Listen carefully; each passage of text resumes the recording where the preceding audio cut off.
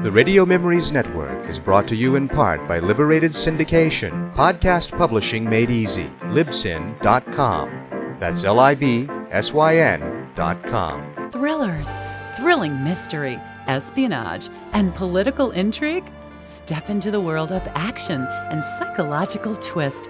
Join us as we go back to the early days of radio and our imaginations with our featured thriller presentation. C.S. Forester's London Noir radio adaptation by Paul Mendelsohn of three thrillers by C.S. Forester portraying ordinary, desperate people committing monstrous acts and events spiraling terribly, chillingly, out of control.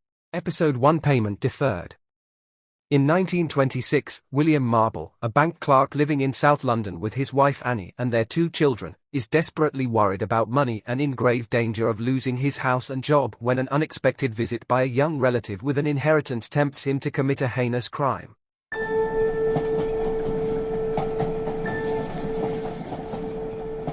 Here's a paradox. Can a man commit the most inhuman of acts and yet still be acting at his most human? I believe he can. I think I'm getting to know such a man. I know the street he lives in with his family. You can see it from the train, not far from the railway line. Ordinary terraced houses, mostly rented, on an ordinary suburban road. Malcolm Road, Dulwich. I've walked this South London street so many times.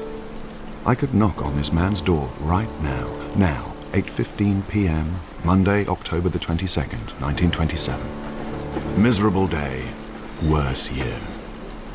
But are there back gardens here? There have to be back gardens.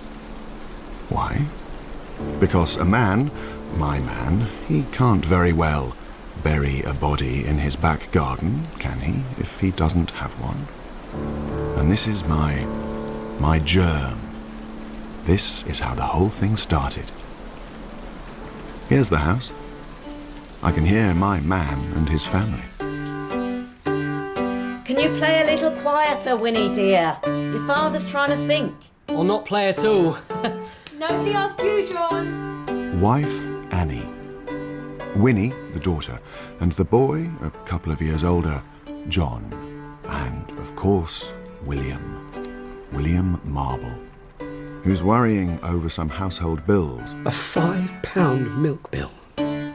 What have you been buying, Annie? Yes, he dare not, he must not get into debt. Milk, dear. Yes, debt. His debt is exactly what impels him. Crippling, mortifying debt. Not fear, not revenge, not carnal desire. Debt. I know debt. Is he a bank clerk? Is this why? And £6 to Evans the grocer? How are we to... I told you we shouldn't have had that holiday. And there was no call for Christmas. Poor William. Almost paralysed with fear. Isn't this exactly how I want him? But for how long? Well, at least for the time it takes a London taxi to trek out to Malcolm Road, Dulwich, from a smart hotel in the Strand. Almost there, Gov. Thank you. Terrible night, eh? It's called England. How was a fine young man like you coming all the way out here in all this weather?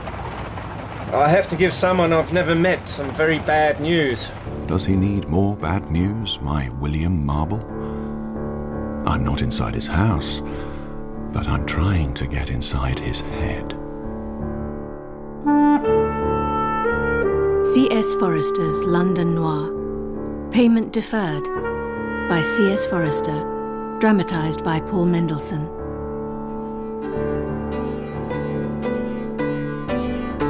Please do stop that, Winnie. I said stop. Please. Do as your father says, dear. Oh, yes, please, Winnie. There'll be no pianos when we end up out on the streets like those other poor wretches, begging for the price of a meal. Oh, William. I don't need to tell you, Annie. The moment a person in my position overdraws, out I jolly well go. I'm surrounded by money, and not a penny of it comes my way. Not a single penny. Naturally, William chooses to overlook the drinks he buys and stands his fellows. and the smokes. But that's William. What about all those chemicals in the bathroom cabinet, Father? The ones you keep on buying? They must cost... How dare you, Winnie? I've got a good mind to... It is time for bed when you start being impertinent to your parents. Even to your mother, my young lady. Sorry, Father. The chemicals are for your father's photography, Winnie. Who on earth? I'll go. Winnie! It was your nosy pal next door, Annie. Every crime needs a victim. I need one with a considerable amount of money in his pocket. £50 at least. Yet someone in whom no one is going to take much interest. How do I possibly reconcile... Good evening. Good evening. Evening. I suppose you are my Uncle William. Do you? Do you indeed? Yes. My mother was Mrs. Medland. Mrs. Evelyn Medland, your sister, sir. I've just arrived from Melbourne on the SS... You're Evie's boy? No, don't tell me. Jim! Annie, poke up the fire. You've met my Winnie and the boy here. He's John. He's small for his age. Excuse me. You said your mother was William's sister. She died, Aunt Annie. 6 months ago. My poor father had only just passed away last year. Oh, dear. Well, I am sorry to hear that. Poor Evie. You must be my cousin. And his. In a very smart coat and suit, I may add. Off with the coat, young man. Don't worry, we'll give it you back when you go. Came by bus, did you? No, taxicab. Taxicab, eh? Well, sit down. Sit down, young sir. So, when did you arrive in the old country? Just this morning, actually. I sailed on the SS Melina and found a hotel, the Strand Palace. Do you know it? Oh, William! I am acquainted with the establishment. I'm in banking, you know, foreign exchange. The very hub... So you're poor Evie's son. Huh. How was your father's business getting on before he... Well, Uncle William, he made a lot of money during the war, shipping, you know, and Mother sensibly sold out after he died. Oh, you're a young man of leisure now, eh? I suppose I am. I've just come out of college and I'm having a look around before I decide what to do with my life. Oh. Do you mind if I smoke? Why, not at all. I might even join you, but I seem to run out. Oh, that is a nice cigarette case, Mr. Medland. Thank you. And it's Jim, please. Aunt Annie. Oh. Tar. But what if it isn't just the quality of the case that's attracting William's discerning and rather small eyes? What if it is the thick fold of treasury notes bundled inside a compartment at the back? Well, I suppose you've lots of people to see while you're here? Business contacts and... Well, no, actually. It's funny. What's funny, dear? Well, besides you, there probably isn't a soul in England who knows anything about me. In silence as thick as the night outside, I can almost hear my bank clerk's calculating mind at work. Have you ever seen a kangaroo? John. I've actually hunted them, John. Cool. On horseback? For miles and miles, as far as your horse could gallop. Did you ever see Ned Kelly? Do you ride a motorbike in the bush? I'm dying for a motorbike. No, children. That's enough. Bedtime. And I'd like to talk to my nephew on our own. So, come on. Kiss me goodnight. Come on now. My nightly kiss. Annie, business talk. You know. Eh? Oh, yes. Oh, yes. Come along, children. It's getting late. Will you excuse us, please, Mr. Jim? Yes, of course, but please don't feel you're obliged to leave on my account, Aunt Annie. Oh. She doesn't. Good night, all. Sleep tight. Why we always have to... Well, I suppose you're a gay bachelor, eh? So no need to be hurrying back into town? No need, I suppose. This calls for a whiskey, if anything does. Old enough to drink, are you? Just kidding. Oh, yes. Thank you. That's the spirit. So, Jim, you're quite a well-off young man now, it seems. I'm awfully sorry, Uncle William. I don't really like to talk about... Of course you don't, of course not. Quite understand. Good bit to spare for investments, I imagine. Investments? Well, no, sir. I haven't money to invest. Oh, haven't you? No. I'm quite satisfied with the arrangements Father made me before he died. Oh, quite so. It's just that, well, in my position, foreign exchange, a man does hear things, interesting things. Know what I mean?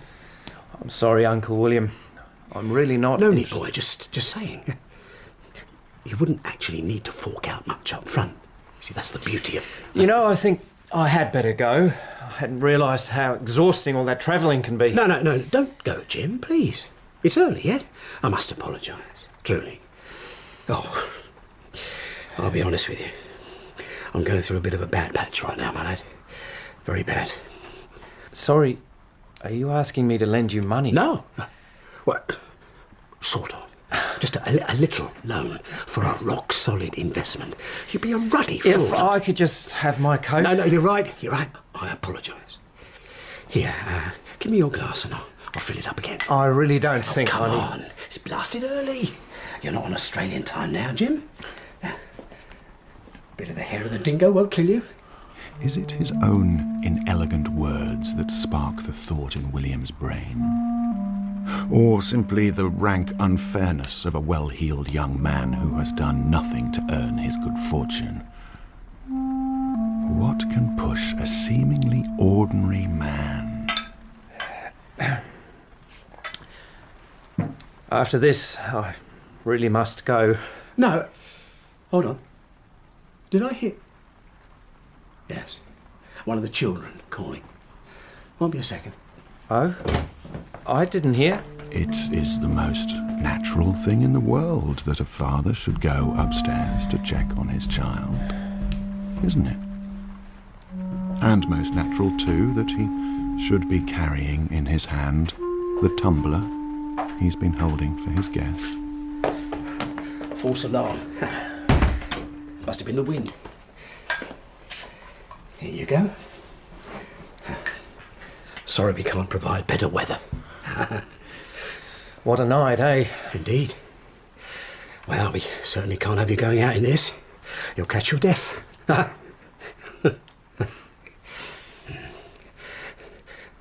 toast to your late parents. Drink up, Jim Medland.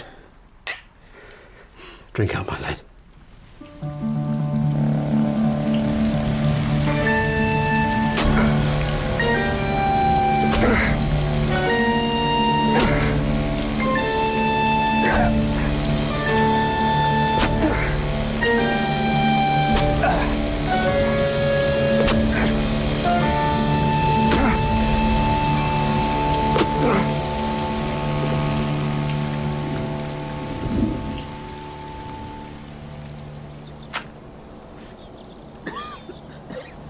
Morning, Mrs. Jackson. How are you? Oh, exhausted. What about the weather last night, Annie? Oh. Thought the flaming roof was going to blow right off. No, it's still there. Do you know, I found it hard to sleep myself, and that's not like me. It was as if the storm had come right into our sitting room and was chucking everything around. Annie! Oh, he's up. And then, just when I got off, he only goes and wakes me again with all his tossing and turning. I don't know which was worse, the storm or William's bellowing. No rest for the wicked. Must get on. Oh, remind me to tell you about our very special visitor last night. Good morning, William. Breakfast is What just were you doing in the garden? Just hanging out the smalls, you know, now that the rain has stopped. Well, don't. But I must. The washerwoman isn't coming until Wednesday. William, are you all right? Yeah, of course I'm all right. Why shouldn't I be all right? I'm sure I don't know, but look at your hands, they're shaking, and you've gone all pale. I had a bad night, that's all. Oh, I know, that storm. What are you staring at, dear? Eh? Well, can't a man admire his own garden? No law against that. At least not that I've heard. Well, no, but there's not much to admire, is there? Oh, if we could just afford a gardener once in a while. Well, we can't. And I don't want you touching it, Annie. Oh, well, I wouldn't. You know I wouldn't, not without your say-so. But look what last night's done to that poor old flower bed by the tree.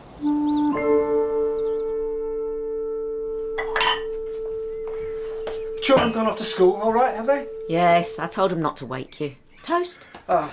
I heard you come to bed, William. It must have been very late. William? William? What? What is it? Well, nothing. You just keep staring out the garden. I'm not staring. Mine's miles away. Oh, forget about bloody breakfast. You should have woken me, Annie. Oh. Now I shall miss my train. Oh, wait a minute. Yeah. And here, take this. What's this for? It's for Evans the grocer. Pay him off. And the milkman. Oh. And we're right out of whiskey. Oh, William. Was it Mr. Medland? Did he do something for you? Eh? Well, yes, Annie, I did give him some financial advice. Oh. Of course, I refused to accept payment, but the boy insisted. I don't think we'll be seeing him again. Oh. Or could be in Paris by now. Or gone back down under. Paris? Oh, do you think we'll ever go to Paris, dear? No. Quite happy here, thank you very much. Man's home, man's castle. Oh. You all right, dear? Just a bit stiff. That's all. Must be the way I slept. You just be careful now. You're very precious to me, William Marble, even if you don't always appreciate it.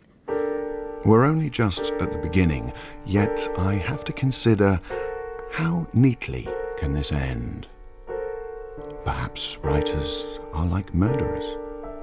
We need our endings to be perfect. Mother, do you think we're going to see Cousin Jim again? I'm sure I don't know, Winnie. Fingers out the jam, John. Winnie's sweet and on Australian. Be careful he doesn't shoot you. You look a bit like a kangaroo. Why, you horror, I'll smack you for that. Winnie's hopping mad. Cheer that, Mother. Hopping. Yes, I heard. Do stop it, children. I've had such a day. I didn't sleep at all well. Nor did I. Why was Father rummaging around in his medicine cupboard last night? I'm sure I've no idea, John. Perhaps he was showing your new cousin his photographic paraphernalia. I hope Jim was wearing gloves. Father says he must always. Now, enough chatter. Your father will be expecting his tea. Anyone been here? Hello, dear. No. Oh, you look tired. Were you expecting someone? It isn't like we get a handsome stranger every night. Is it, Winnie? I'm not talking to you. You just did. Can't you children just... Don't you have homework to do? We've done it. Oh. Well, they're not giving you enough. Remember to get my whiskey? Yes, of course. It's there on the sideboard. Oh. Well, don't you want your tea first, William? Before... No. Thank you, Annie. I'm just going to take it into the back room. Back room? What on earth for? We do have a house with 2 downstairs rooms, Annie. And we only ever use one of them. Can't a man sit in his own back room and enjoy his own back garden? Well, of course he can. You can, but it's almost dark, dear. Mrs. What's-her-name hasn't been here today, has she? You know, the washerwoman woman, eh? No, I told you she comes every other Wednesday. Well, not anymore, she doesn't. From now on, you'll have to do the washing yourself. But, William, it's dreadfully hard work. Well, hard work never never hurt anyone. Are you listening, Annie? Yes, William. I don't know what's come over you today, I really don't. I have my picture. My abiding image, yes. William Marble finding that special chair and setting it in that special place right by his French window. The place where he can just sit and think and guard and listen to the trains go by, with a glass of whiskey in his hand and a fistful of treasury notes burning a hole like acid in his pocket. Police Constable Miller, will you please tell the court exactly what transpired that morning in the Strand Palace Hotel? Well, sir, a chambermaid noticed that the bed in room 32 had not been slept in all night. This was Mr. Medland's bedroom? Mr. James Medland. That is correct, sir. But there was a note on the bedside table with an address on it. And this was the address of the accused? 53 Malcolm Road, Dulwich? Exactly so, sir. And what exactly did you discover when you went to this address? We discovered the accused, Mr. William Marble, sitting in his back room, just staring into his garden, with an empty bottle of whiskey in his hand and a ruddy great bundle of notes in his wallet. And will you please tell the court what you found beneath a flower bed in the garden? He found me, James Edward Medland, late of Melbourne, rotting under God's green and sodden earth. Gentlemen of the jury, surely there is only one verdict for this poisonous wretch. Hang him! Hang him! Hang him! Hang him! Hang him! Hang him! Hang him! William. William. What time is it? It's 2:30 in the morning. I tried to wake you up earlier, but you were so far gone. Gone? Asleep in your chair. Oh, you've drunk a lot of whiskey. So what? I've got a lot on my mind. Why don't you come up to bed? Perhaps we could... Well, you know. You know. To celebrate your good fortune with Mr. Medlin. Annie. Dear, listen to me. I don't want you ever to mention that name again. You hear me, Annie? Never. You see, the advice I gave him might have slightly exceeded the bounds of the city. I'm too giving. That's my trouble. Oh. And is this what's been upsetting you, dear? Oh, yeah. Oh, poor kind old William. It'll all die down, you'll see. These things always do. London Bridge, next station, London Bridge. Annie Marble is right. Things pass. A man can't exist in the exact same state of fear forever, can he? And we can't have the police coming for William. Not yet. But what would happen if... William. Interesting book. Is it one of your historicals from the library? Yes. Oh, toxicology and... What's toxic? Oh. What is it, Annie? Dear. Well, only that the light's so much brighter in the other room. Oh. Anyway, a letter just came for you. It's registered. Registered? Give it here. Dear Mr. Marble, we are hereby informing you... William, what is it? Will? Only notice to quit, Annie. Oh. Only notice to quit 53 Malcolm Road in a month's time. Notice to quit? Why? Because the world out there despises the ordinary, decent working man. That's why. Oh. Well, don't you fret, dear. These things, you know, we might find somewhere even nicer. Oh, no, we won't, Annie. Not now. Not never. But you don't... We are not quitting. Do you hear? Leave it. Leave it to me. Just you.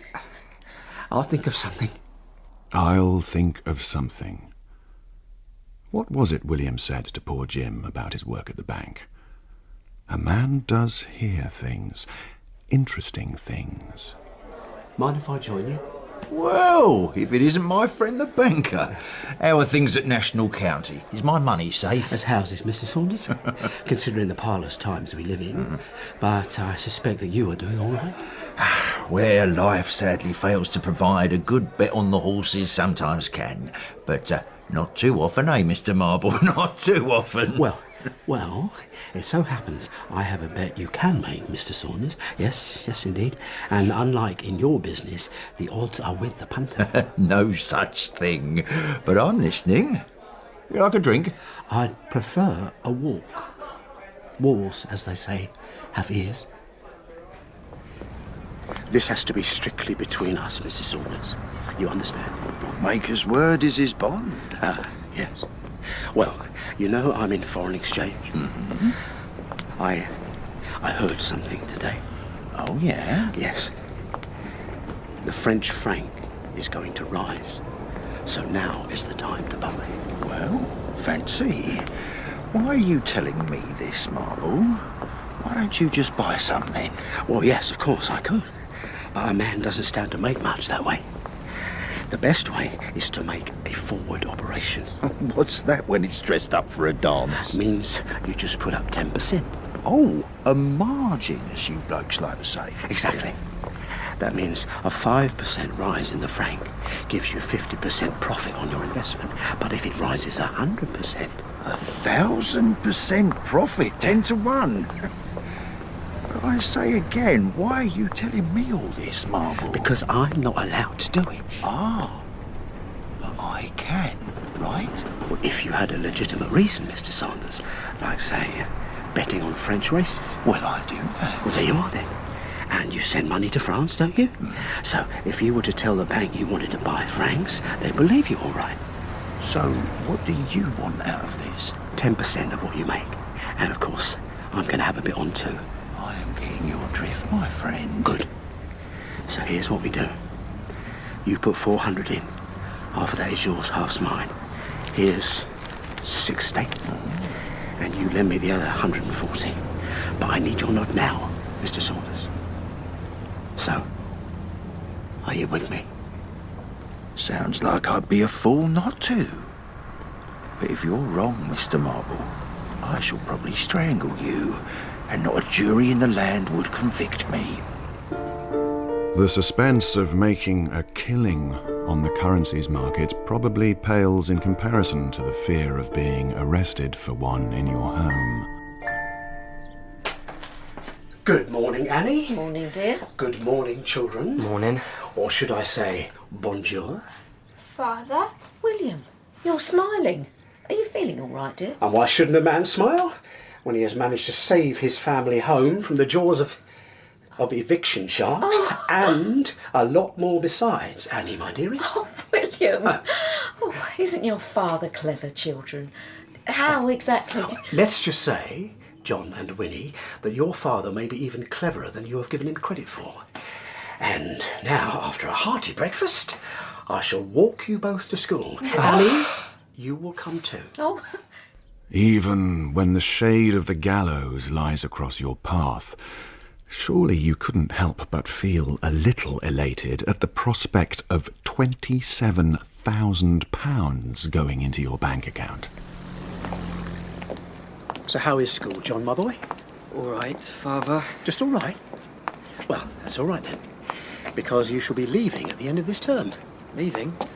Why? Because I shall be entering you for Sydenham College, that is why. Oh, my word. Public school, John. Nothing is too good for my family, Annie. Well, say something, John. Speak up, lad. What about my friends? You shall make new friends. Better friends.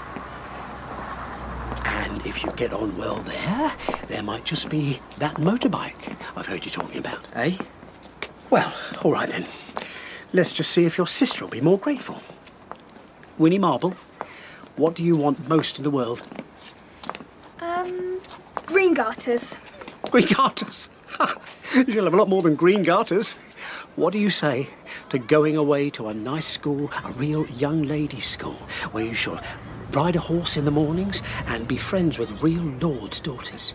Oh, I should like that very much. Good.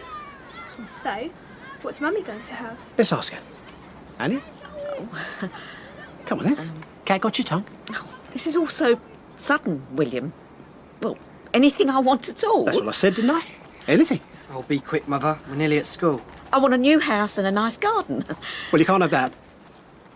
Think of something else. William, is this a game? A game? I've just made enough to keep us in comfort for the rest of our lives, and you're asking... You're just a bunch of fools. And it's time I went to work. To tell the men at National County Bank what they can do with their job. Oh. That's what sort of game it is. Oh, dear. Oh, dear, oh, dear. Am I right in thinking that the more one has to lose in life, the stronger the fear of losing it? And hasn't William Marble just won himself a great deal more to lose? Keep your filthy hands off me. Keep your filthy hands off me. William, dear. Will. Huh? Oh, for God's sake, woman. Look what you made me do. Thank goodness that decanter was nearly empty, eh? William, I need to talk to you. May I sit down? Yeah. William, I do know about it. And it doesn't matter. It doesn't matter a bit, dear. How? How do you know? I'm not stupid, William, despite what you... But it doesn't matter. That's what I wanted to say. So you think it doesn't matter? A lot you know. I mean, it doesn't matter my knowing. But if you could guess, half the world will tomorrow. Oh, God. So what was it that... It's the way you've been looking, dearest, and just sitting here, staring out. Ever since that night when young Mr. Medley... What are you doing, woman? Why are you taunting me? Not William, please. Oh, William, oh, dearest. Why would I taunt you? Tell me what you know. Just tell me. I can't tell you facts. How could I? I only know that you've done something at the bank, and I'm scared that they'll come back for it. It? Come back for it? Come back for what? What, the money? They can't lose that amount of money and not notice it. William, did I say something funny? For the first time ever, Annie Marble. I think you might have. I may just have to kiss you. Oh. Well, you kiss away, but I know what I see. All this sitting and staring. I think you've gone and buried it all in the garden. Laughter. Is it appropriate in a tale so bleak? Or is laughter in the dark exactly the tone my tale demands? Now, shame on you, Annie Marble, for not telling me. Not telling you what, Mrs. Jackson? Well, that you was moving out. Me, your closest neighbour. Moving out? I'm not blind, girl. I know a house being emptied when I see it. Oh, yes. It's not us who's going away. It's our furniture. Oh dear, I'm so sorry, love. Oh, it's these times, isn't it? Terrible hard. Listen, if there's anything I can do... Do you know, I'd love to explain it to you, Mrs. Jackson, but I'm finding it a bit difficult to explain it to myself. That's it, gentlemen. Mind the walls, will you? And the children. What was the old busybody next door saying to you? She thinks we got the bailiffs in. Then she'll have another think when she sees the new stuff arriving. Hey, children? Quality stuff, too. Are you sure there's room to put it all? Of course there is. You came with me into London, Annie. You was there in the shops. Yes, but it was you doing the buying. And why was that? Because it's your money. Oh, Annie, because you've no sense how to spend, darling. Come on, show me. Show me what you bought yesterday. You already know, William. Show the children, then. Yes. Come on, Mother. Let's see. Well, it was just one or two little things for the kitchen. Show us. Show us. Oh. Well, here's what I bought. A lovely new mop and 2 new pie dishes. Splendid. And? Well, a new pot for the aspidistras. A really nice one, thank you. I give your dear mother £50 to go out and spend, and this is what she does with it. Oh, Annie, you'll be the death of me one of these days. What did you buy, Father?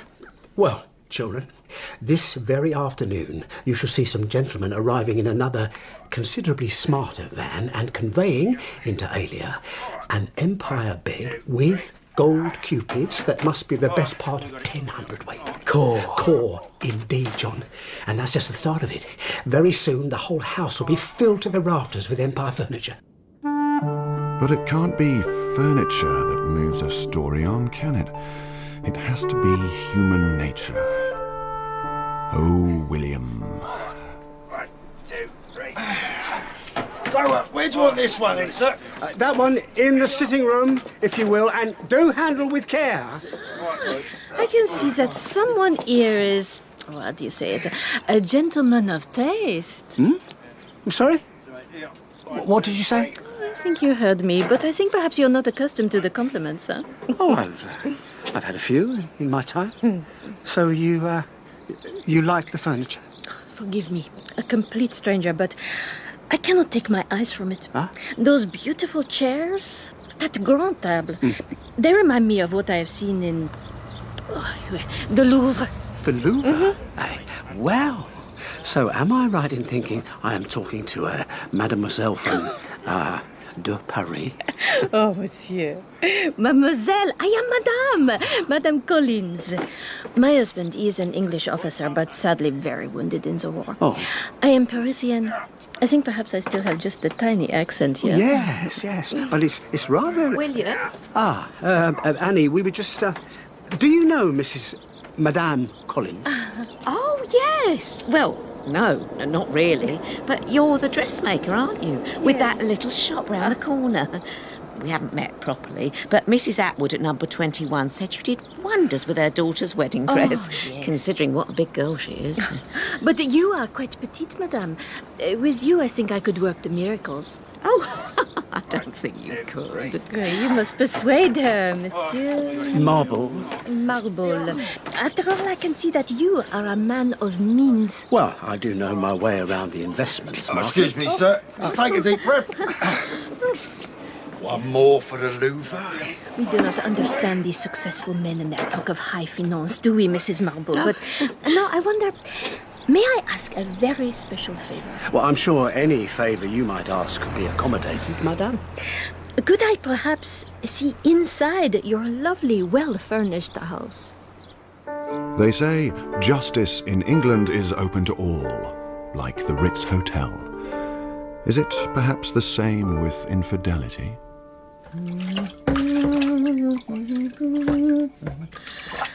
Well, what did you think of her then? Oh, very nice, I suppose.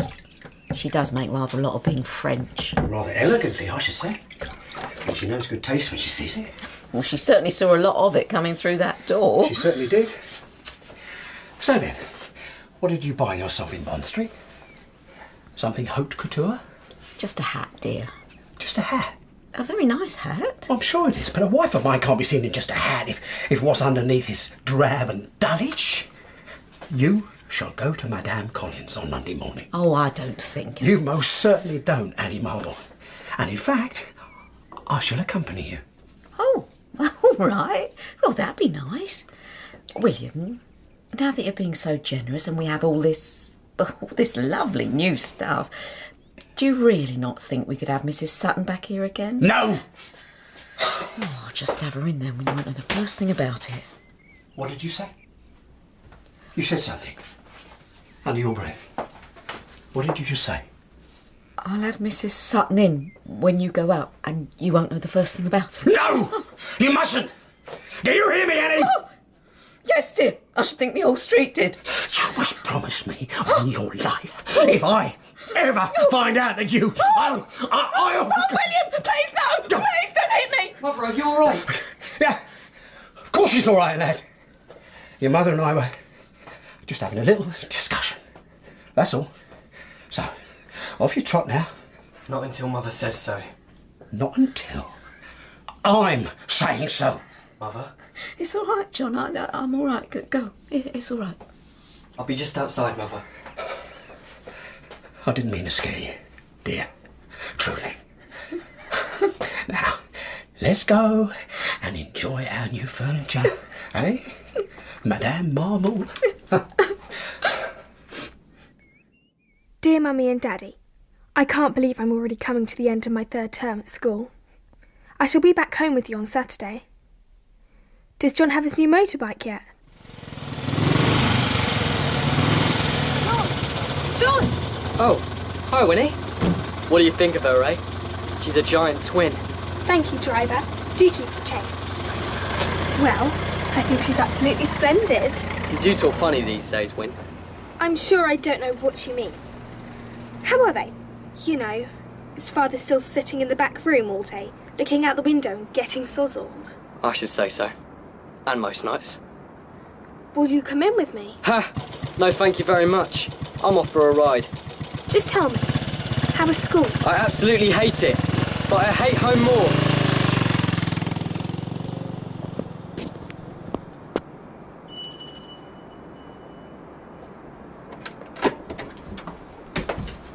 Good afternoon. Oh, hello. Oh, you must be Winnie.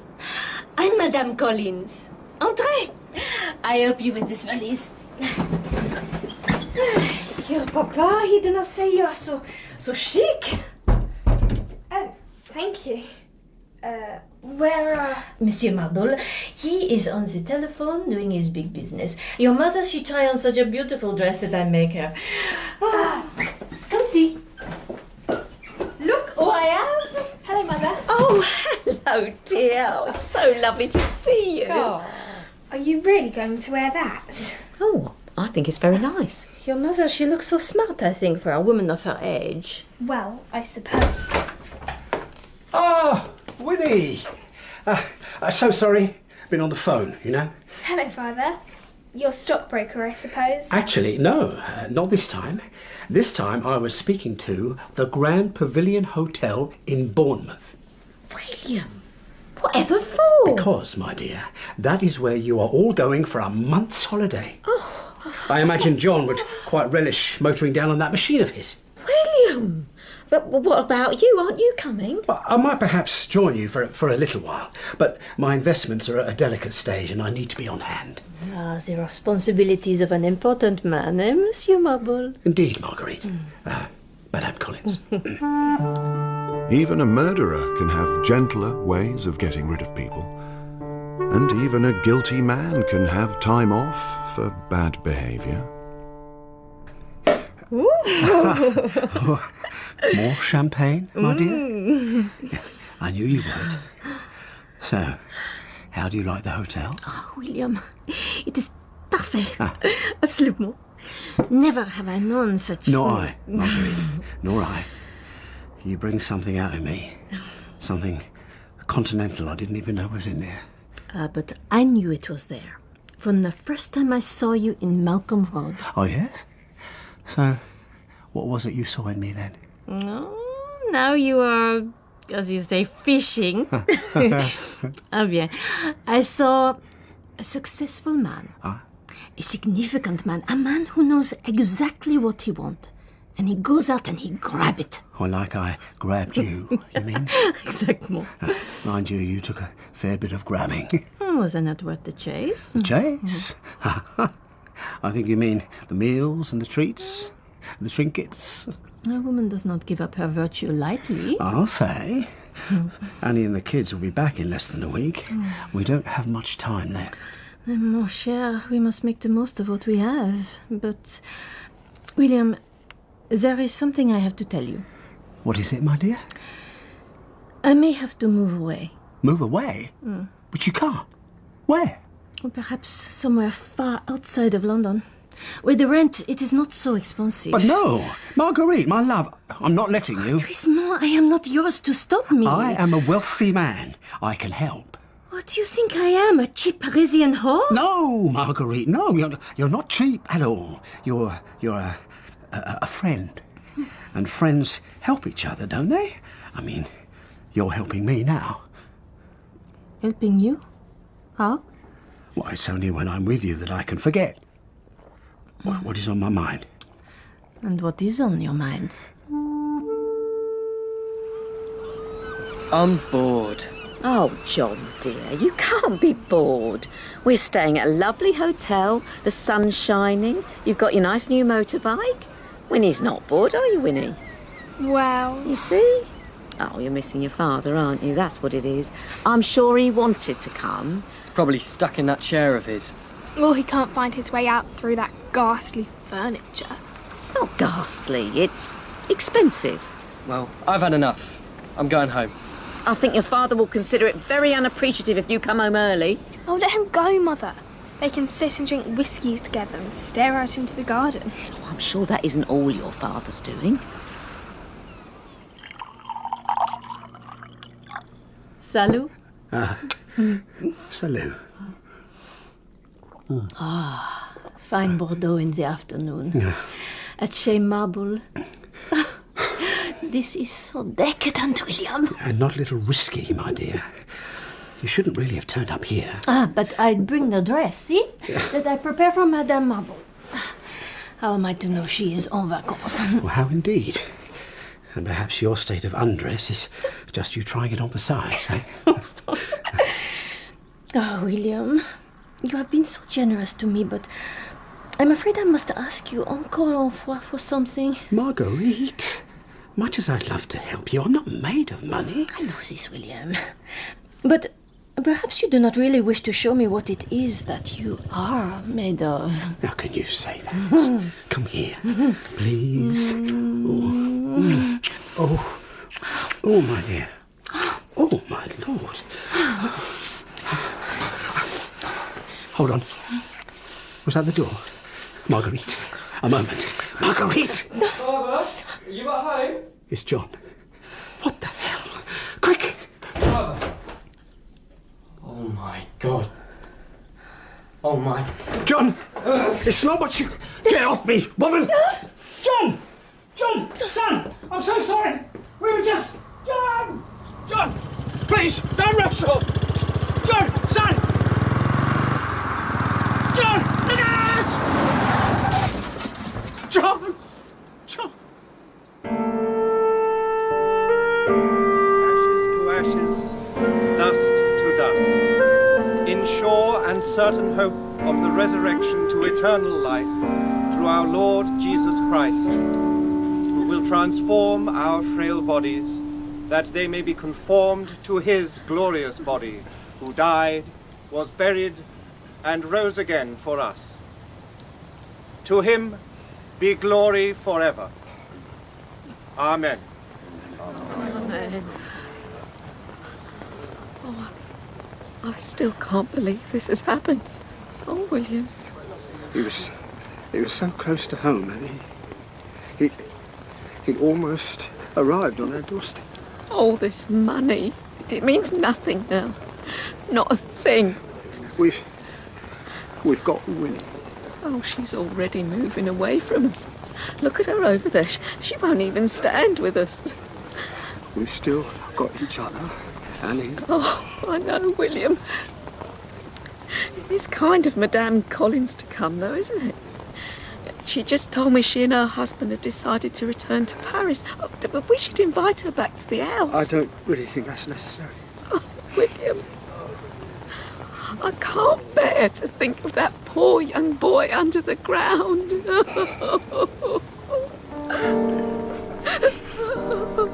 Few men are true monsters, and few monsters make interesting men.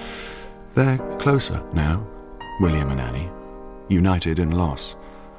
And as the months pass, their universe shrinks to just that overcrowded, yet somehow so very empty house. But whilst the love, to William's surprise, is genuine, this isn't a love story. And I must have my ending. William? Hmm? You do know I love you, don't you? Yes. Yes, I do, Annie. Thank you.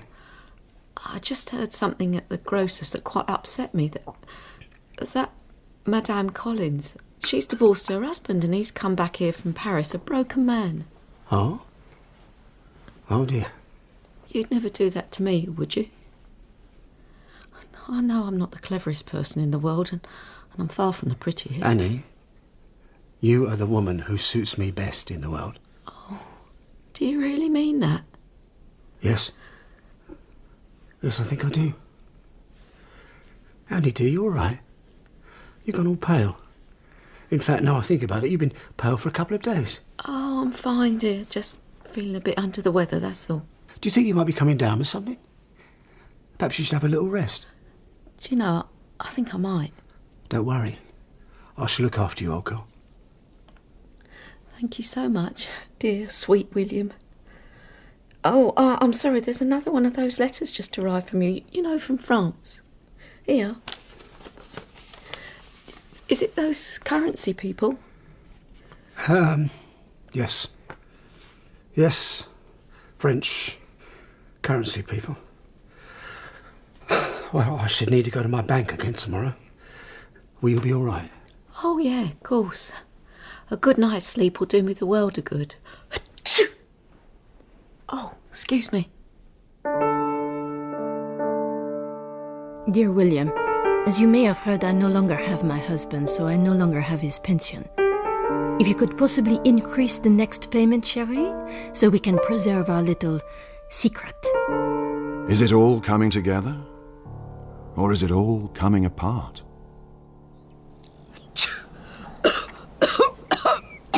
Sounds nasty, Annie. You should be upstairs in bed, girl. You look dreadful. Oh, Mrs. J, you sound just like William. He's been so good and kind looking after me. I was in bed, but I do think I'm on the mend. So where is Mr. Marble, then? He's gone shopping, bless him. Oh, I feel so guilty making him do everything. I feel too guilty. After all, you've been so forgiving about what he's been up to.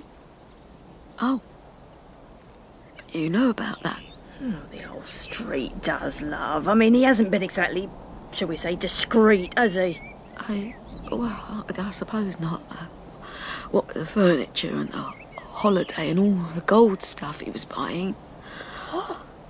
He bought her all that as well? Her? What do you mean, her? Mademoiselle from Armentières, you know. No, I don't. What are you talking about? Why, you're William and his little visitor. Why, you was in Bournemouth. What are you talking about? Never you mind, Mrs. Jackson.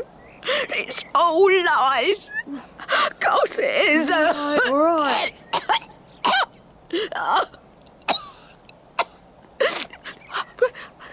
I must just pick some flowers. Oh, yes. Those letters. They're from the bank. The French bank. Of course they are.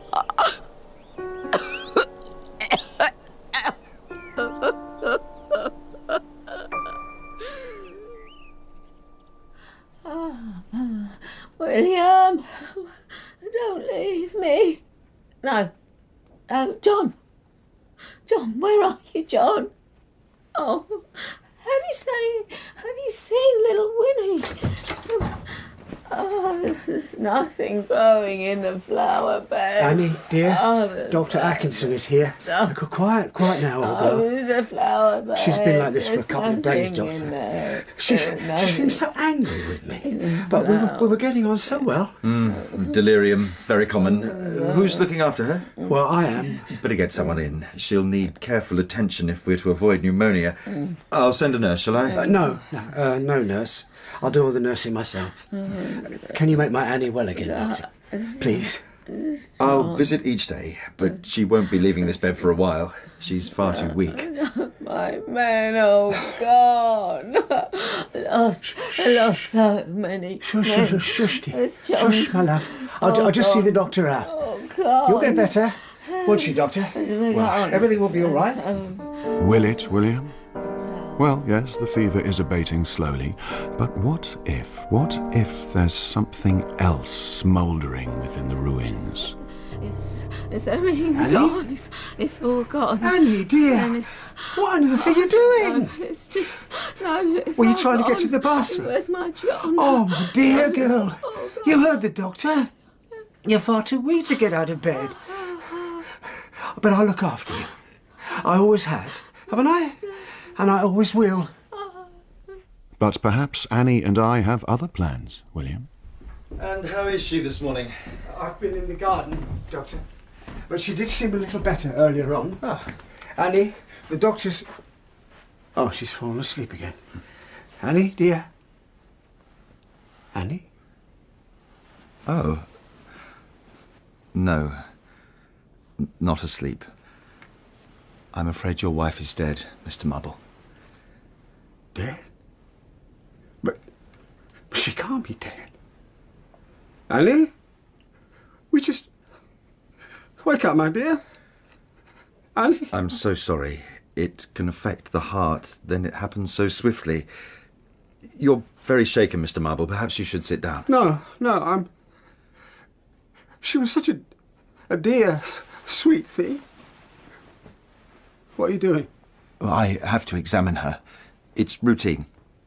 Oh. That's curious. What? There's some foam on her lips. What's that odour?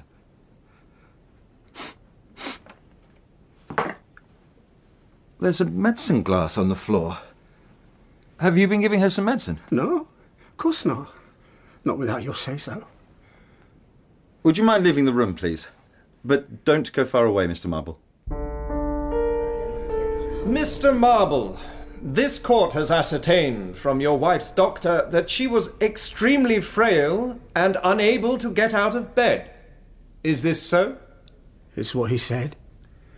But she could. And she did. Are you seriously telling us that a woman in your wife's condition, struck down and bedridden with influenza, was able to crawl right out of her sickbed? I caught her doing it. Oh. And did you, perchance, catch her grabbing your keys from the dressing table? No, but... Then perhaps you came across her struggling all the way to the bathroom, raising herself up to your locked medicine cabinet, and unlocking it to select some conveniently stored cyanide. But this is just what she must have done. Order! Then can you tell the court one good reason why poor, weak Mrs. Marble would choose to die agonizingly of her own volition in the bed she managed miraculously to haul herself back into? To put an end to her unbearable sadness. Why else? Tell me, sir, why would I kill my own darling Annie? Why, indeed, Mr. Marble. Can you tell the court about your relationship with a certain Madame Collins? To this he has no good answer, although his neighbours in Malcolm Road certainly do. I never saw my William being prosecuted for the wilful murder of young James Medland, but I did see him being taken out and hanged for the murder of his poor deceived wife, Annie. Payment deferred. If the punishment failed to fit the crime, at least my title does. In Payment Deferred by C.S. Forrester, dramatised by Paul Mendelsohn, William Marble was played by Sam Dale. Annie Marble, Rebecca Lacey. Madame Collins, Teresa Gallagher. Jim Medland, Nick Underwood. Mr. Saunders, David Thorpe. John, Sam Cummings. And Winnie by Emily Dolbear. All other parts were played by members of the cast. The narrator was Greg Wise. Music was composed by Gary C. Newman. It was a BBC Scotland production, produced and directed by David Ian Neville.